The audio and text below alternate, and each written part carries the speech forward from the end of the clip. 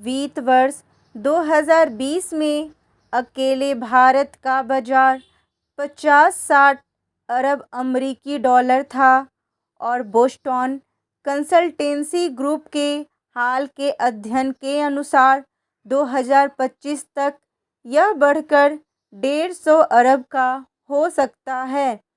सरकार के परिवर्तनकारी डिजिटल प्रयासों ने दुनिया में लाखों लोगों के आर्थिक एवं सामाजिक कल्याण को बढ़ाने में फिनटेक कंपनियों की मदद की है।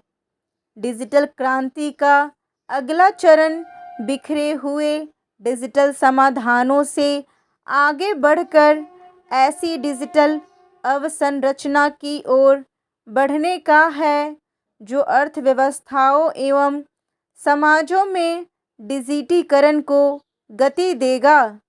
डिजिटल सार्वजनिक अवसंरचना DPI समाधान डिजिटल समावेशन के जरिए दुनिया में लोगों के जीवन में सुधार ला सकते हैं।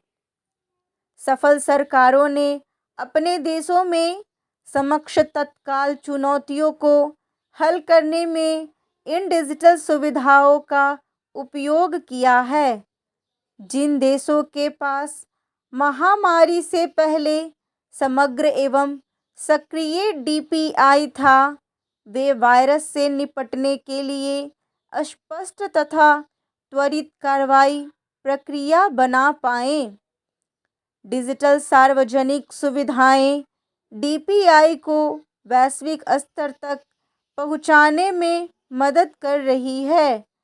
डिजिटल सार्वजनिक सुविधाओं की विशेषता अर्थात ओपन सोर्स सॉफ्टवेयर, खुला डाटा, खुला AI मॉडल, खुले मानक आदि यह है कि कोई भी कहीं से भी इसमें योगदान और इनका इस्तेमाल कर सकता है। ये बुनियादी ढांचे के निर्माण हेतु महत्वपूर्ण साधन बन रहे हैं जो लाइसेंसी प्रोप्राइटरी सॉफ्टवेयर पर निर्भर समाधानों की कुछ बंदिशों को हल करते हैं तथा इन्हें जैसे जैसे बार बार साझा और इस्तेमाल किया जाता है, इनका मूल्य बढ़ता है। भारत कम लागत पर आवश्यकता अनुसार किसी भी पैमाने पर अपनाने योग्य ऐसी डिजिटल सार्वजनिक सुविधाएं तैयार करने में अग्रणी है जो समावेशी विकास को बढ़ावा देती है। भारत द्वारा विकसित कोविन पोर्टल डिजिटल सार्वजनिक सुविधा का एक उदाहरण है।